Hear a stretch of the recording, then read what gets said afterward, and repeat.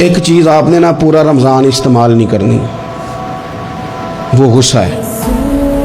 سارے روزے نا یعنی بالکل عین افطاری کے وقت بھی کوئی بندہ غلط بات برداشت، کون سی بات کرنی ہوتی ہے، صحیح کہ غلط ہے؟ صحیح کو تو برداشت کرنے کی ضرورت ہی نہیں ہوتی، برداشت کرنی غلط بات ہوتی ہے، اس کو سہنا ہے، اسے کہنا یار روزے ہیں، رب کی رحمت برس رہی ہے، جہاں میں نے تجھے اللہ کی رضا کے لیے معاف کیا۔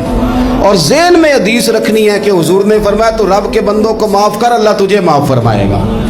رمضان شریف میں اور سعادت کے ساتھ اور پیار کے ساتھ، اور غیبت نہیں کرنی کسی کی بھی، کسی ادارے کی نہیں، کسی بندے کی نہیں، غیبت نہیں کرنی۔ آپ کو حدیث میں ملے گا کہ نبی پاک علیہ السلام نے کچھ بیویوں سے کہا تھا کہ تم نے تو روزہ توڑ دیا ہے اور تم نے حلال کے ساتھ رکھا تھا، حرام کے ساتھ توڑ دیا۔ یا رسول اللہ کس طرح؟ فرمایا غیبت نہیں کی تم نے، مردہ بھائی کا گوشت نہیں کھایا، یہ بہت بڑا جرم ہے، اس سے بچنا ہے۔ موبائل کم استعمال کرنا ہے اور مہربانی کریں کم خبریں دیکھیں، جو خبریں عورتیں پڑھتی ہیں ان خبروں سے بھی پرہیز کریں۔